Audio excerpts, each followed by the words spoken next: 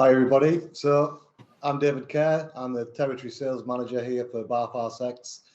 I was a brewer for around about 15, 16 years in the beer industry, working in big mass production breweries, microbiologist, and then moving more into the craft sector and being a brewer, head brewer, production manager for some of the leading craft breweries here in the UK, like Northern Monk, Wylam, and Abbeydale Brewery. And I'd worked with Olbrygging closely on this Lupomax idea. Hi, I'm Phil Lowry. Try and keep it short and sweet. Craft sales manager for BarthHaas X. I've been here nearly 7 years. Long time brewer, home brewer since mid-90s.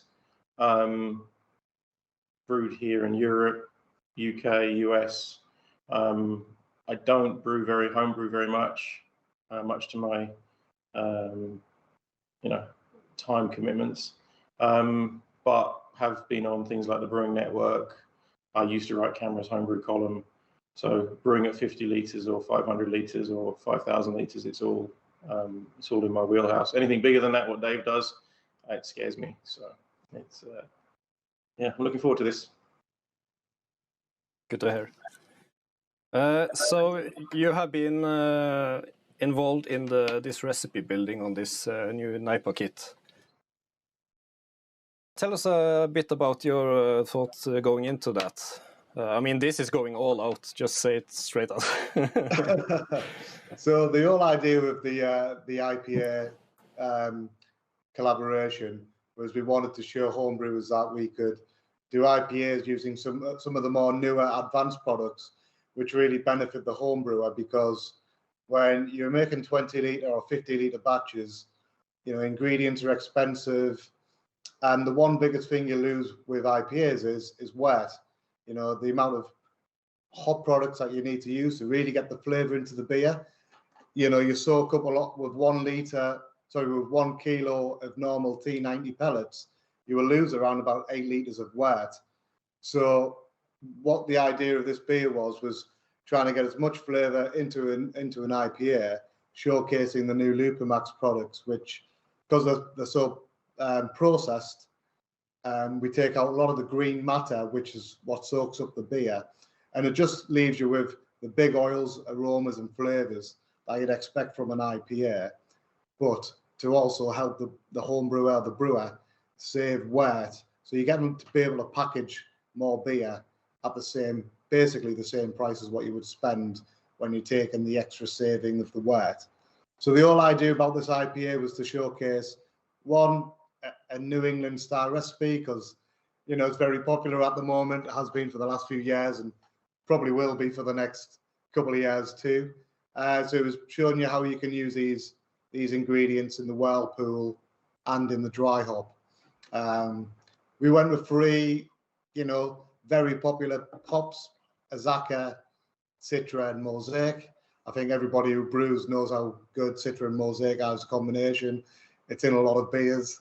But we also wanted to bring Azacca in there as well, because it does add a slightly different dimension to the hop portfolio, which works really well with Citra and Mosaic. But the whole idea of the beer and the kit in general is just to showcase advanced products to home brewers that will save them work but still deliver the big overall flavour that they expect from an IPA. Yeah. We have brewed it here for testing to make sure to pass our quality check here. And it blew our mind, really. That's cool. Yeah, I mean, with the Lupomax especially, because of how well it's processed and how much you take out of it, you're just literally leaving over all the good stuff that you want to put into the beer. So the aroma and the flavour is quite a massive, sensory overload, which is what we were talking about earlier, which is great. You want to really just open it up and get hit with those aromas and flavours, and I think that's one of the things Lupomax does very well. Is it's so punchy from the beginning. It's it's going to be good. One thing that's worth remembering with the Lupomax is our colleagues at BarthHaas over in Yakima. They put together a program called Sensory Plus. So they worked very hard to identify what is Citra, what is Mosaic, etc. And they basically selected lots of, so a lot is a parcel of the overall production of that varietal. And bearing in mind, you've got to remember that it is an organic product. It does have picking windows. There are certain times that certain varietals are best harvested.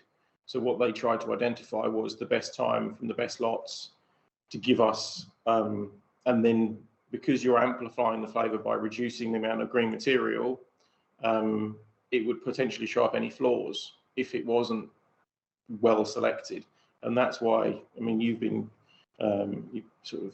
quite championing the Lupomax as actually that's really good, let's get on it. And it's because of that, the experience and the time that our colleagues in BarthHaas have actually put to this to give us not just an excellent process, but equally the specific lots of hops that are just really, really good. So that's what you're benefiting from. One thing I noticed about this, I mean, it's 400 grams of hops in 20 liters of beer, just to... So everyone is aware of that. That's a lot. If we did that with normal hops, T90, it would pretty much just smell grass. I think there was none of that in this one. There's no, you don't sense it at all. You also get this. I mean, this is something every homebrewer can relate to. You have a fresh bag of hops. You open it up. And you smell it, and it is dusty, but you get all these right in your nose flavors from the hops. You can't get a fresher aroma feeling than that, and you get that same thing from the glass with this beer. You almost sense the dust in your nose. To some people, that will sound, why would you want that? But for those that are used to brewing IPAs, this is kind of what you're chasing. You want that hop in your nose. It's all you care about, almost. You dream about it. Yeah, I mean, the aromas, you smell the beer before you drink it, right? So the aroma's got to be one of the big standout parts of the beer. In any recipe, in any style of beer, you're always looking for a certain aroma or an ester. And the great thing about the Lupomax, and it's more concentrated. The oil content is more and short, breaks down into the beer quicker. So you're not really losing anything. And because you're reducing a lot of the green matter that you would get from a standard T90, that's where you're going to carry over a bit more of the green, sort of grassy, herbal flavors. So you're restricting them because you're taking a lot more of them out of the overall product as well. So you kind of just, like Phil said, all you're left over is with the best part of the best selected lot, which goes into the beer. So when you're doing that, and you can really amplify the best flavors from selecting the best crop at the best time, all you're going to be left over with that true to type Citra flavor or Mosaic flavor or whatever varietal you use. Like when you open that bag first, that's kind of what you're going to get in the beer, which is great because you want that aroma to hit you before you even start tasting that beer, because it just shows how well the product is used in the beer. The one thing that's also worth remembering because this is not super refined, it still does carry some of the green material. You need, as part of our sensory experience, what we've become desirable aromas in IPA, you need some aspects of that green material to give you the other aspects of what is we would identify as a hoppy IPA. You need some of those green material. That's the nice thing with Lupomax, is it's not super refined.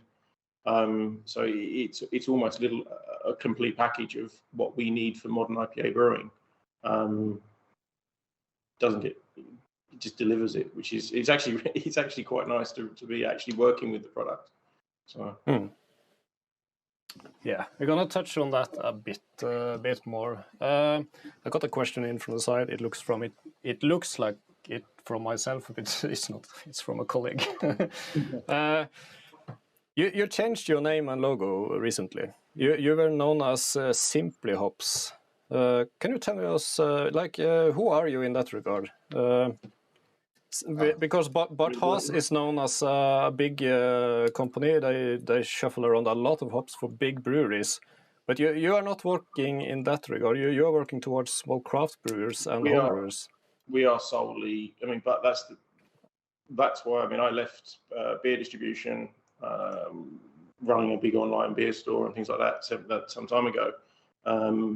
I wouldn't be able to go and do what my colleagues who look after, let's say, the big flag carrier brewers out there.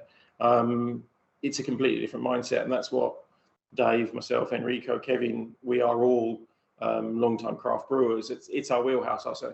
But what was somewhat lost in translation with Simply Hops as the name was, people disassociated us with BarthHaas. BarthHaas is a large premium company, amazing quality product, but we were not always perceived as part of BarthHaas. Yet my wage slip says BarthHaas on it. It's so it was an effort to just align ourselves with our bigger sister, but still keep it slightly different. We are a different company. We are actually an independent company within the BarthHaas machine, and it allows us to work with yourselves, etc., leading craft brewers, who invariably are our friends, as interperson we are friends, and a lot of these people we've known prior to joining Barth as well. It's just that network of our community, and that's what that's where BarthHaas sits. Is we are part of that community. These are our friends. You go on holiday with, I do as well, with supposedly clients, but they're friends, and they've been friends before I was selling hops. So Barth's got such a good reputation and name. It seems kind of strange not, that being the focal point of the company. Yeah, like Phil says, we are very different. We are more geared towards your craft breweries, your home brewers, your new wave of brewers, basically, because that's what we were. We were all craft brewers.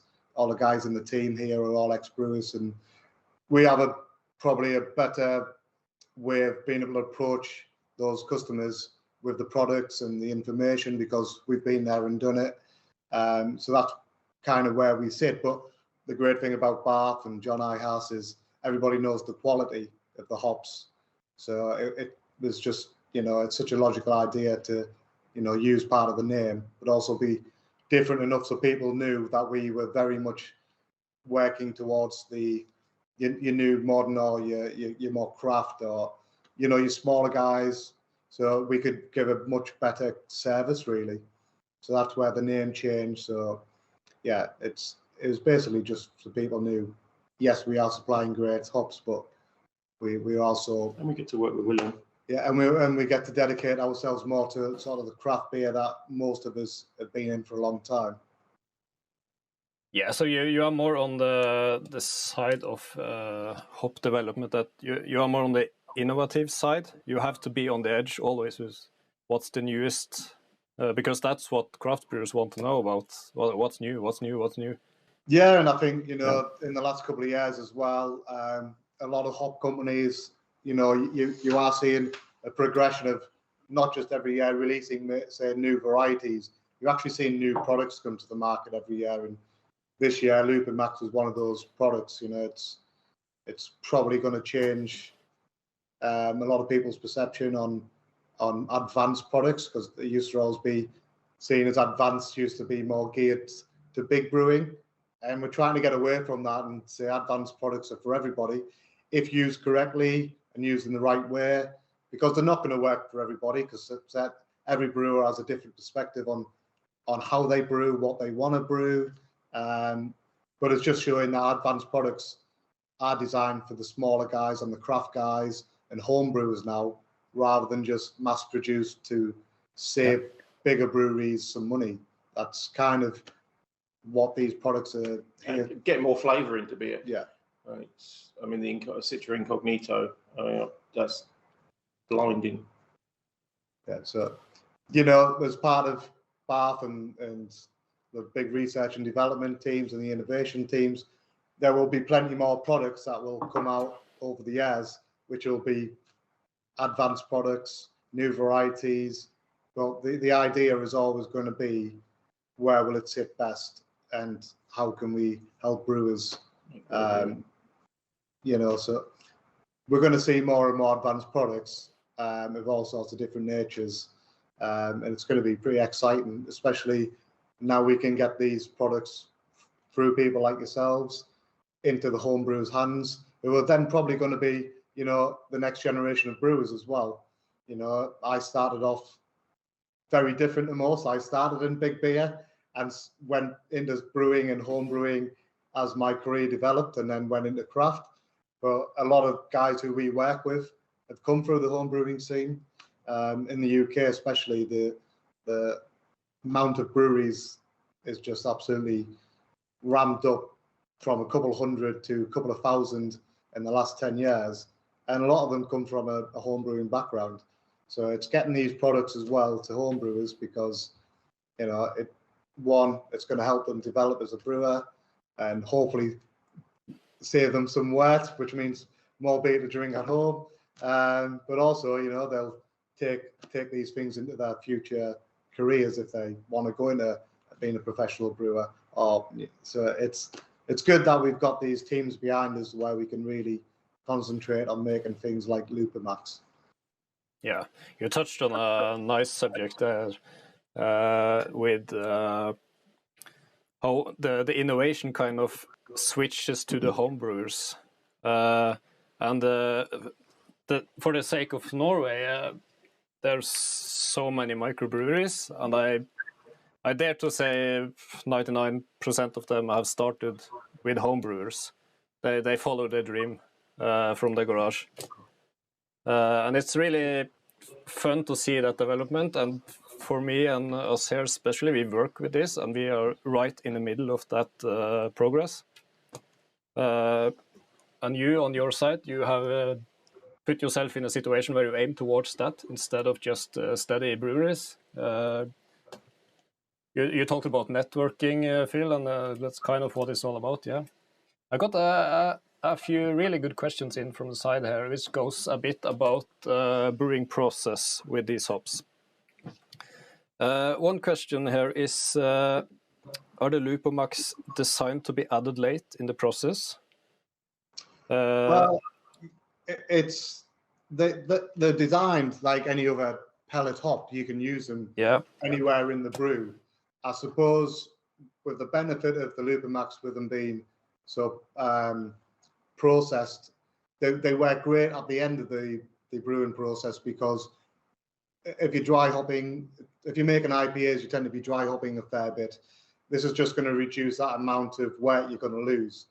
But because it's got a very high alpha, because it's concentrated, it also can work very well in the whirlpool, because you're going to take out a little bit of bitterness that you probably look for in the whirlpool, but the aroma is massive in the whirlpool too. So on this beer, we just designed it to go in the whirlpool and obviously in the dry hop. You could use them anywhere along the line, but it'd feel like if you weren't using them in the whirlpool or the dry hop, you'd just be, you know, using a very expensive bittering tool. Yeah. So I would say they are designed for dry hopping, because we want to save you some weight, but they work amazingly well in the whirlpool as well. And again, you don't have to use as much in the whirlpool, because it's a lot more concentrated. So again, there are other products. If you've got them on hand and you've got nothing else, use them anywhere you want in the kettle or the boil, whatever you want, or the whirlpool or a dry hop. But in the same instance, there are better products that are more suited and more cost effective for early in the kettle, early in the brew process, that will get you where you want to be. You could use them anywhere in the fermentation process as well. I mean, part of this, with them being processed a little bit more and have more of the green matter out, kind of helps on the hop creep. So you don't have to worry too much about doing a dry hopping bio transformation, and then one at the end to try and worry about the hop creep, because you've taken out 40% less of the green matter. So it also helps on things like that as well. So where some home brewers and some brewers in general like to add some hops during the bio transformation to try and negate any hop creep issues with, big dosed IPAs. This helps on that as well. So, and I would say anywhere from the Whirlpool onwards, they're perfect to use. You'd be wasting them if you probably used them any earlier, to be honest. Yeah, so to sum it up, you absolutely can. You are provided with the alpha percentage, but straight up, it's probably just a waste. Yeah. You are after the bitterness, not the aroma. You boil it away. So why use this hop for that? There was actually a few questions regarding exactly that. There is one other interesting thing. That's something that has come on the market now just lately. These new enzymes for hop aroma. Lallemann gave out this called Aromazyme about, I think, a year ago, perhaps. And also this yeast, hophead yeast from Mangrove Jacks, which is included in this kit, got this enzyme in it. It's supposed to boost hop aroma and also fruit aroma. Are you familiar with that? Have you experienced with it? I haven't had any experience with it. I know there's a lot of these products out on the market, and I think one of the things you've got to understand with hops, especially and fruit and anything that you're using to add to beer to try and give the biggest amount of flavour that you can from that product, is they have so many different oils, enzymes, and things to break down and remove.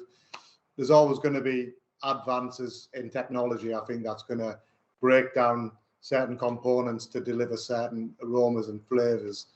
It's not something we have done too much on at the moment.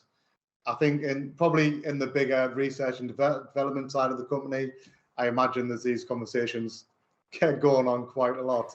Okay, so if the right person was sitting there right now, he would talk for an hour about Aromazyme.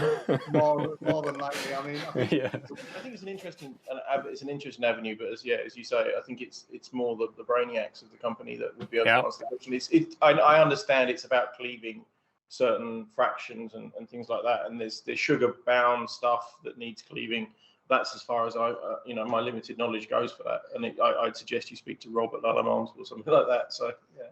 But yeah, I mean, they're always going to find ways of breaking down components in products and hops, which are always going to try and accentuate certain flavors. It'll be interesting as well, because we're already seeing, in the US, a lot of guys playing around with terpenes, because it brings different oils from the hops that you would get from just normal hop usage. So I think we are going to see a lot more of these products come to market. It'll be interesting to see how they work. We're kind of, from our point of view, mainly just working on how we can get the hop to showcase as good as it can, just from the hop itself. Yeah, and that's kind of the thing with enzymes like that. To really feel a difference, you have to do every step perfectly and split it in two and try it in one of them, and then you say, oh yeah, it works. But if you just mash it in as one of 50 new things you do that day because you're a home brewer, I mean, how do you know? It's like using yeast nutritions and all that. Yeah, it's recommended, but how do you know? There's always this one variable where you add the hop 1 minute too late, or you stop the cool down 30 seconds later.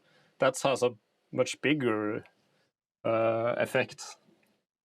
But it's fun that these these products come out now. The time for being a homebrewer now, it's great. You touched a bit on that before we started this, Phil.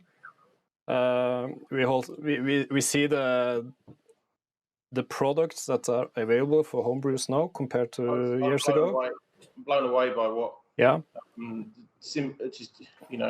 Occasionally, you see things on YouTube as it comes up as a suggested watch, and the quality of mini cylindrical conical vessels. I could have only dreamed of having something like that back You know, my original homebrew kit was an angle grinder, a couple of kegs, and some electric elements. If I could, you know, and as we were discussing before we came online, the just the idea of getting a simple pump that was not imported from America, that was food safe and, you know, sealed appropriately.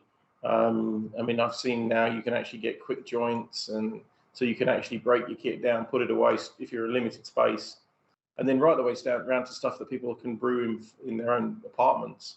The idea of actually making, you know, 5, 15, 20 litres of beer in an apartment, I mean, it would just, 20 years ago, that would have been just a disaster waiting to happen. And it's incredible now, especially equally, like we got some of those fermenters down in we've got a little micro site set up here, and we've got, is it grain file? Grain file, yeah. Yeah, grain file. It's quite incredible, actually, and how the temperature control on it, yeah.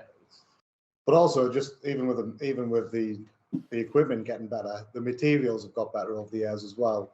I mean, 5, 10 years ago, you weren't getting 100 gram, 50 gram nitrogen flushed, fresh crop hops, you know, that you could work with. So now home brewers and small brewers can literally brew a beer as good as commercial brewers can, because the equipment is designed the same. So it's great to see that as well, because you can kind of tell which brewers, you know, could really go into bigger brewing very quickly by trying the home brew, because they will do a lot of the same process work probably that the bigger breweries will do too.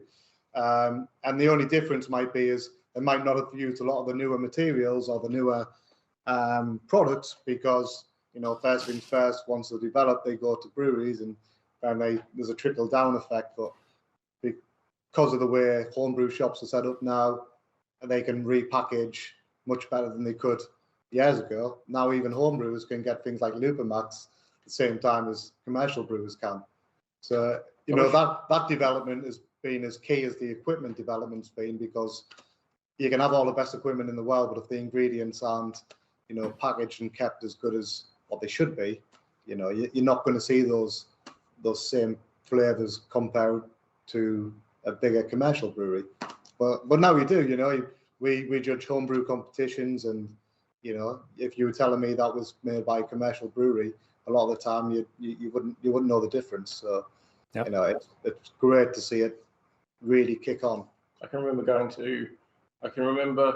to a homebrew store here around sort of turn of the millennium, and I say homebrew store, it was a few bits and bobs in the back of a hardware store. And bearing in mind, you know, you're in hop country around here in mid Kent, East Kent. It was an hour's drive. It was the only homebrew store in Kent. If you could get what you got in there, there was no crop year on the sachets. The sachets were sandwich bags with a knot in them. There was no pellets available. The brewing chemistry, you know, your water salts and etc. like that were in ad hoc. They were white packet. It was dodgy as hell. You know, you got stopped walking. It was just around the corner from Maidstone Prison. If you walk down the road with little half-kilo bags of white powder, it was always a bit suspect. So yeah, it's gone on leaps and bounds. And just looking at the logos over your shoulder, these are all professional, you know, well engineered. You know, some massive legacy companies, but some of them are relatively new, and they're all offering opportunities for us to be creative. Absolutely. One of the things regarding equipment is obviously the possibility of pressure fermentation and close transfer to keg. I mean, with this keg, what more can you ask for? With this kit, I mean, like you said, you couldn't do that just a few years ago. I mean, you could, but it will cost you a car. So that combined with these products, good times for homebrewers. Let's see if there's a few questions more here. I want to say some people are fishing for some good hop combos. Is that something you want to dive into? Yeah. So, you know, like designing any beer or new beer, or it's kind of what you're looking for from that beer, right? So With IPAs, you've got a bigger spectrum, obviously, because there's a lot of different ways you can brew an IPA. And there's a lot of different hops for IPAs that probably work predominantly better in hoppy beers than they do, say, old styles. So it all depends on what you want from that beer. For this one, obviously, we wanted to showcase Lupomax, and everybody knows Citra and Mosaic, but we wanted to show you how good Citra and Mosaic can be. But what works well with Citra and Mosaic, because it's so Citra, you're obviously going to get those nice tropical, citrus aromas, a lemon peel. Mosaic can vary every year, kind of. Sometimes it's blueberry, sometimes it's grapefruit, and those flavors go great together. But you see it a lot. It's a very, it's a lot of Citra Mosaic this, Citra Mosaic that. So on this one, we wanted to bring in one of the other varieties that probably doesn't get used as much as it should in IPAs for me, Azaka. And Azaka is just massive on orange, sort of candied orange aroma and flavor, which really works well with Mosaic and Citra. But with Mosaic and Citra, most hops work well. So when you're looking at combinations of hops, I suppose it's whatever you're looking for in that final beer. But if you want to go really tropical these days, you've got Idaho 7 and Brew 1. If you want to go a little bit more old school, you've still got the classic C's like Centennial and Chinook and Columbus that work amazingly well together with a bit more of a malt base. So it's all depending on what you want to drink at the end of it. And the beauty about hops and any product these days is the information's out there. You can find a flavor wheel on nearly every hop, and even every year of that hop as well, because hops do change year to year, and some years might be more tropical and some years might be more citrus or herbal. So the information's out there. You can find combinations. Citra and Mosaic is a little bit safe because it's done a lot, but it's done a lot because it works. But with this one, with Azaka, it brings a really nice orange edge to it as well. And I think Azaka should be a hop that I personally love in IPAs. I think it's something that could be used a lot more. I think a good approach to doing this for sort of a bit of self-discovery, homework, base out with Citra. Citra plays well with a lot of other hops. Then you go Citra Sabro, Citra Talus. That goes down that coconutty, mad Neo-Mexicanus route. Then you've got the Aussies. So Citra Galaxy works very well, but it'd be quite light on the Galaxy.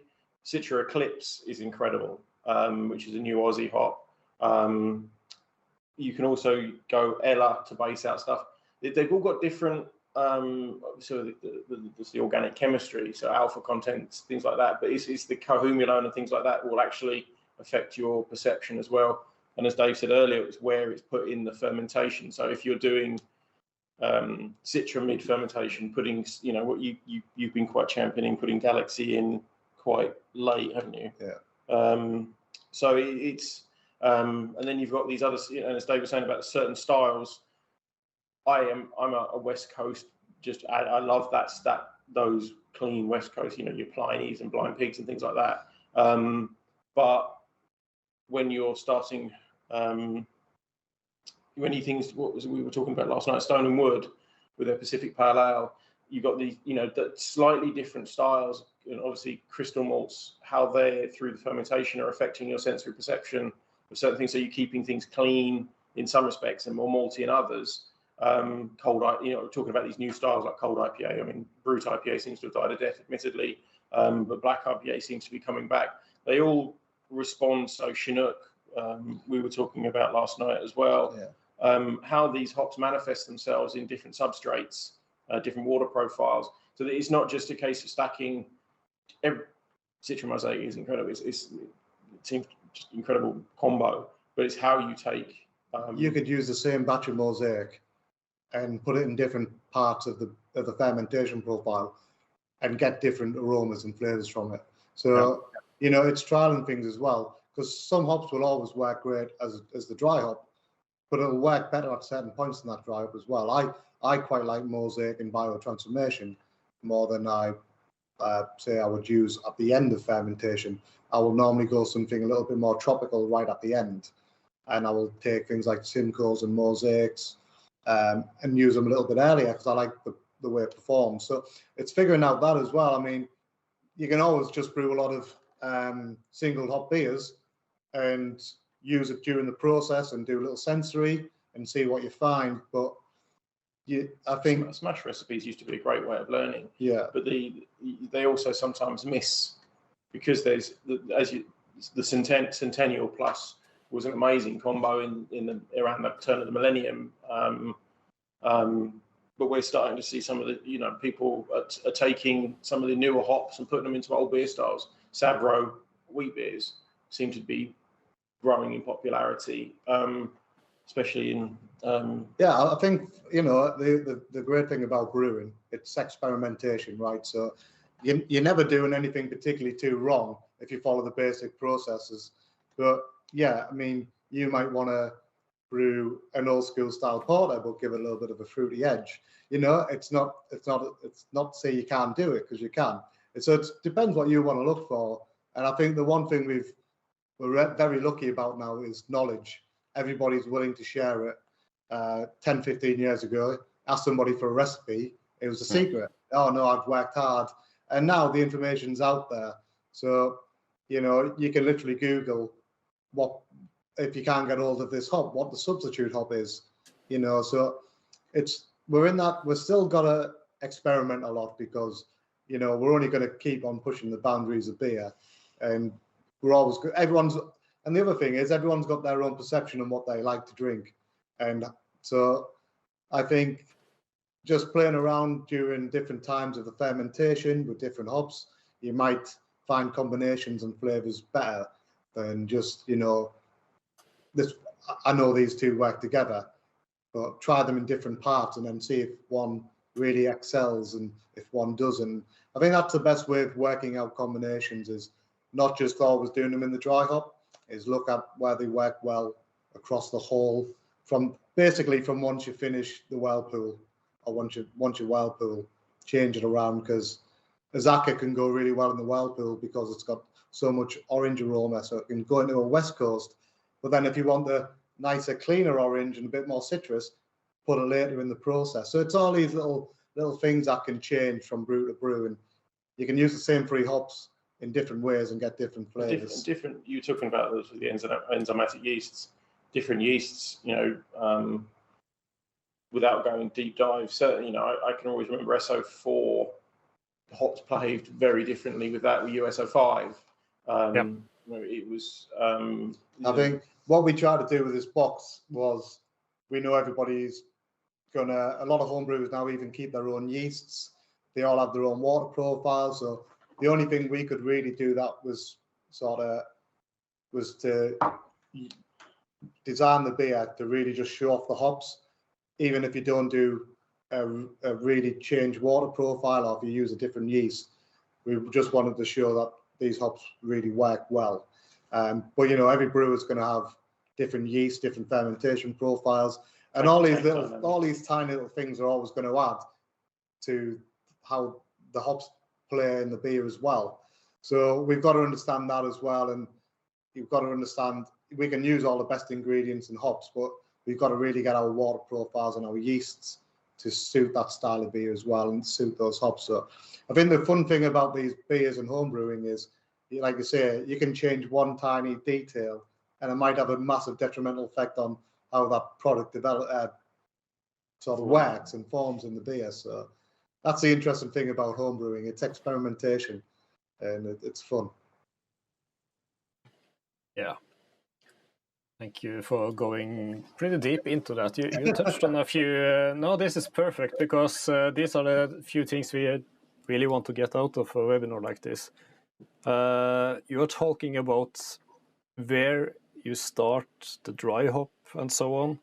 I mean, for just a regular home brewer that hasn't brewed so much, or you mentioned it, you find hops that fit together, but here we are talking about micro changing. Some really good thoughts there. Thank you for that. I know from the viewer list that some of them will never try that. That's just too much to think about. Others will go straight on trying that now and separating their recipe into 10 new recipes where they try this and that and this and that, and they're going to blog about it and put it on Instagram. Speaking of Instagram, I have a question from Hop Rod Garage, and he is well known for going over the edge. So keep that in mind with these questions. Are there any drawbacks, negative sides, if you go over the top with the amounts of Lupomax added? You won't get any word. Yeah, I mean, like Okay. like any pellet hop, it will absorb, and obviously because it's so concentrated, the alpha is a bit higher. So you have still got to take into consideration how much you're dosing, because you don't want it to become overly too bitter, depending on the beer style. So the idea of Lupomax is it's standalone product. You can just add it on its own. You don't need T90s or anything else. Doesn't mean you won't do that, because most people blend all sorts of different products together for the hop crisp. But the drawback is still it is high in alpha because it's concentrated. So I think the alpha acid on these products are around about 18 and 19%. So you still got to work out your brew schedule and where you add, and taking into account things like the bitterness. So like any beer, you've got to work out how much you're adding, right? So you don't want to but what you can do is your grams per litre, depending on what style of beer. I think this was worked out at around about, I forgot, I think it's somewhere between 18 and 20 grams per litre. We worked it out on this recipe, which is kind of where a lot of brewers in general sort of put their IPAs. You could go higher. You would just maybe use less in the whirlpool, so you don't pick up as much bitterness. So there's no real drawbacks if you still treat the recipe with its alpha acids correctly and things like that. So if you want to do something daft like that, there are other ways of doing it, where you just take hop extracts, the CO2 extract, which basically Mike at Lervig, which I'm sure you guys will all know up there, with the Mikkeller 1000 IBU. Yeah. There are other ways of doing it. I have a story about that beer. Yourself, it's fine. Yeah, I was gagging hop oil for 3 days after that beer, but I drink it. It's an achievement. Yeah. A good question on the side. We are talking a lot about IPAs. But Lupomax, they definitely have their place in other beers too, like a lager. Could you touch on that? It's like I think with Lupomax, just remember it still is a pellet, so it is designed for any beer, any style. It's just you use less of it, right? So we wanted to showcase in the IPA on this one because it's a style that is associated with hops, I suppose. And it's a good way to showcase it. But yeah, you just treat it like any other pellet form. It can go in any beer style. You've just got to work around how much you add. Just two things too. You've got the mosaic works really well in lagers, for one. Okay, so you had the mosaic. There's one aspect. There's also what did we do? We did Saaz. We did do some European varieties. So again, they do work in lager. It's like anything. It's picking the right product to be in that beer style. So they do work, and they work very well. You just got to change your brew recipe to just make sure you've got the right amount of bitterness, and they have a place in every beer style. The whole idea is you can just get a lot more of the flavor and aroma and use less to save on wet. So in lager brewing, it won't make a massive effect overall because you're only normally a couple of grams per litre in lagers. So, you're not really seeing much losses anywhere. And a lot of people mainly just do their additions in the kettle on lagers or like the whirlpools and hop stands rather than a dry hop. So they work completely well in lagers and pale ales and any other form of beer. It's just, using the right sort of varieties at the right time. The Italian style lager, the Italian style pils, Italian lager, we've definitely seen it being used down there. But then equally, our colleague Benny he's German, used to live here in the UK with us. And he's quite a champion of using these European Lupomaxes in New England style IPAs. So what do we have? Hull Melon, Hull Blanc, Calista, Saaz. We actually brewed a beer here in the UK with a collaboration with Track Brewery and Beak Brewery here in the UK, showcasing European versions of Lupomax, which aren't often always, European hops aren't always everyone's first choice to use in IPAs, but we want to show that these new advanced Lupomax pellets can stand up in modern IPAs. And we use Ariana and Calista with Citra in I think it was a 5% really hoppy pale ale, and they come through beautifully well. So they all have their place in beer. It's just like everything else, you've got to pick the right variety for the right beer and use it in the right way. So yeah, it's a great product. It can work in anything. Just you gotta take that on board and use it like you would any other product, but just a little bit less. Yeah, you attack it like it's just a normal hop. When setting up a recipe, you know the name of the hop and you know the alpha acid. That's what you need for calculating the IBU. There was a question on the side there if Lupomax is available in the program Brewfather. I don't think it is, but like I just said, you just add the hop. You put in the name, you add the Lupomax at the end, and you put in the correct alpha acid, and you should be good to go. Yeah, it's normally around about for every sort of, let's say for every 100 gram of T90s you would use, you're using around about 50 to 60 grams. So it's, treat it like anything else. You'll obviously make the reduction because of the alpha acid, but it's because it's got so much more oils and stuff in there. It's it's the same as using the right amount. Yeah, and for these European and noble hops and that, we took in for those we took in to start with. We did take in Saaz because I think that one definitely has its place with Czech Pilsner. You can go quite hard on Saaz in that usually because it's such a smooth flavor. And with the regular Saaz, there's almost no alpha acid. You have to use a lot of it. Yeah. So I definitely see a place for Lupomax Saaz. I think in Czech. Saaz, like you say, because it's a bit more.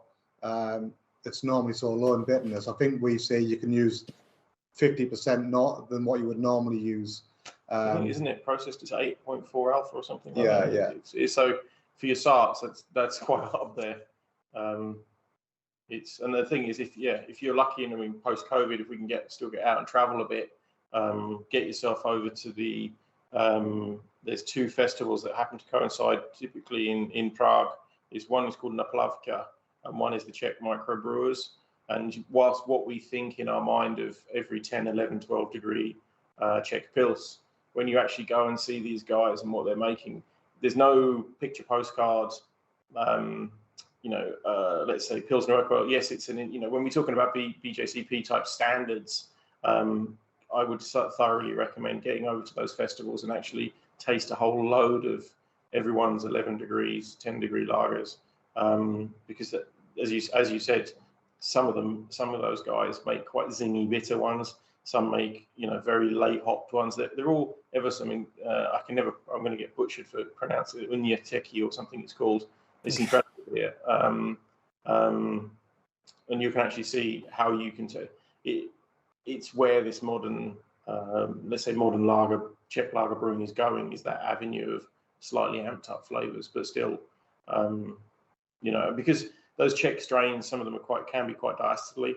Okay, yes, you've got the decoction mashing that can throw up as some of those type characteristics, but everything seems to be getting slightly hoppier, even those types of beer, which is okay. It's good for us, but it's also quite interesting for us as beer drinkers.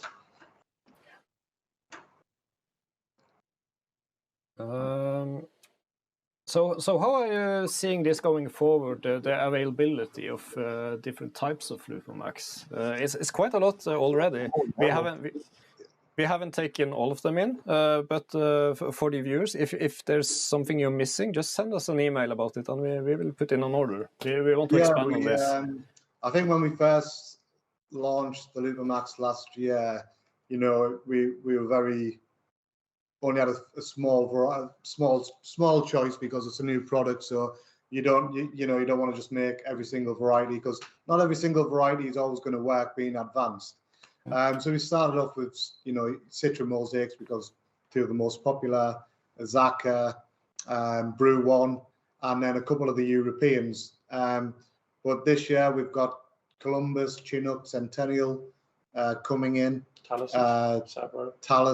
Oh, nice. So we will see the Lupomax portfolio expand a little bit, but only probably on the varieties where you'll really see the benefit.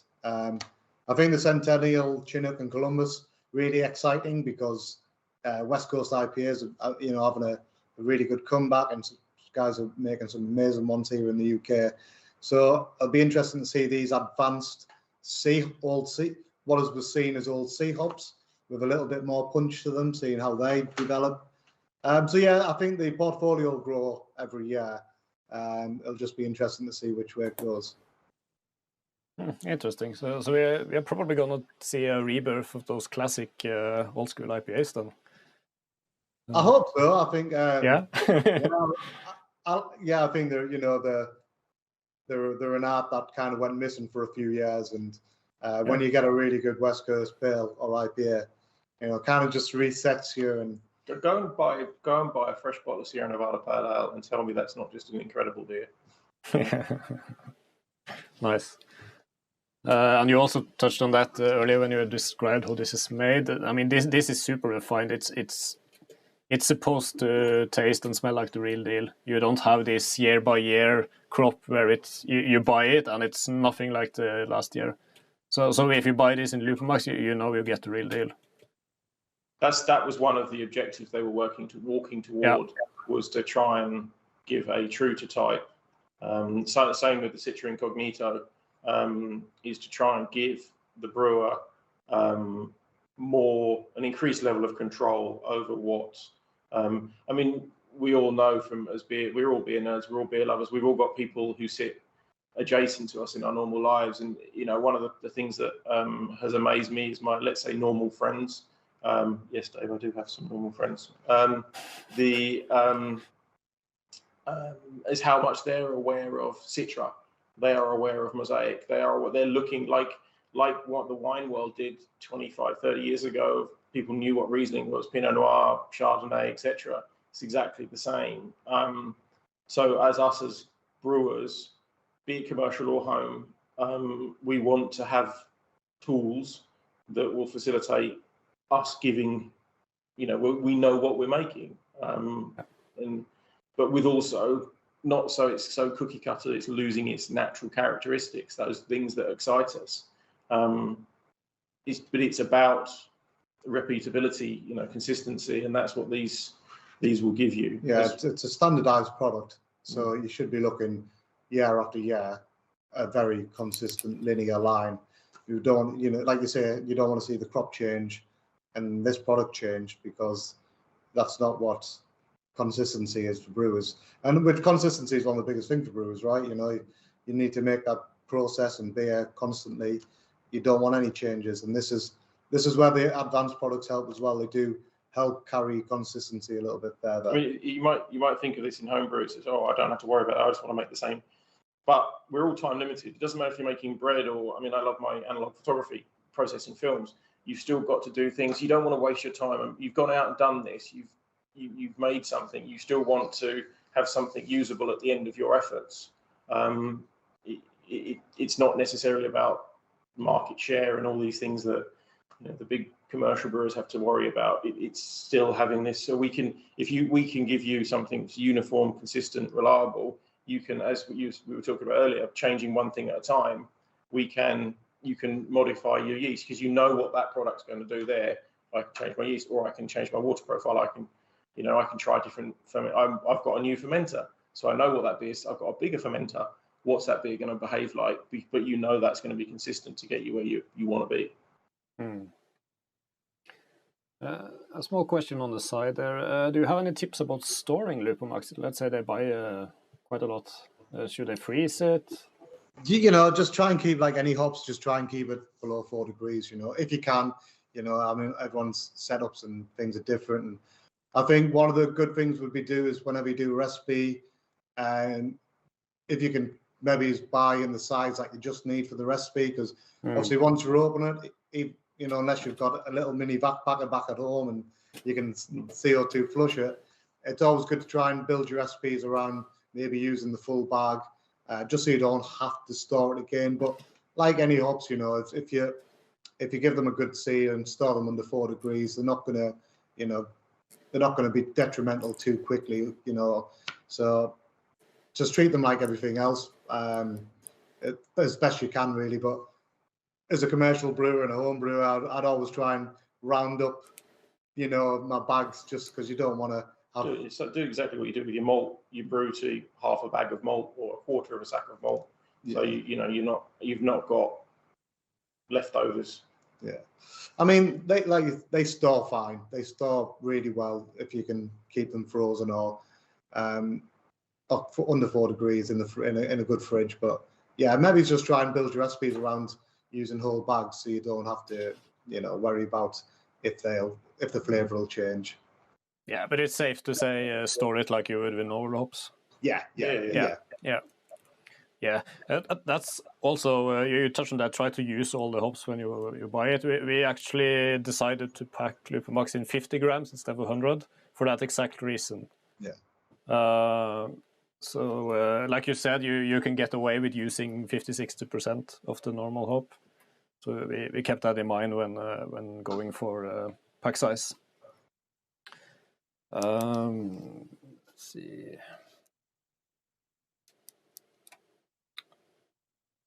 I think we're there. I see the time has actually run out too. This was fun. Do you have anything you would like to add? You know, just from my point of view, you know, just carry on doing what you're doing and doing the processes and play around, and definitely look into trying hops in any style of beer at different times. You know, I think that's where you're going to really find what works well for you. Keep an eye out for some new products. I mean, we'll be working with Olbrygging closely over the next couple of years as well, so there will be more varieties come up, but hopefully some more advanced products that are out in the world will start making their way into the homebrew world as well, and you know, we can come back and talk about them another time maybe. Teach your friends. Yeah, that's good to hear. If any viewers are they want to learn more about BarthHaas X, they have refreshed their webpage. It's looking really fresh. There's a lot of good information there. It's straight up BarthHaasX.com. Go check it out. Any learn questions, some more about that.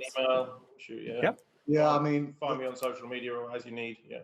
The great thing about the website is it's got a lot of the data analysis there, readily available information to read. So, yeah. Teach your friends. It's a good pack of information. That is knowledge here is really good, and you share who you are. You get a connection with you. That's great. Thank you so much for joining us. Brilliant. Thank you very much. I hope you have a nice evening. And yourself. Cheers. All right. Cheers.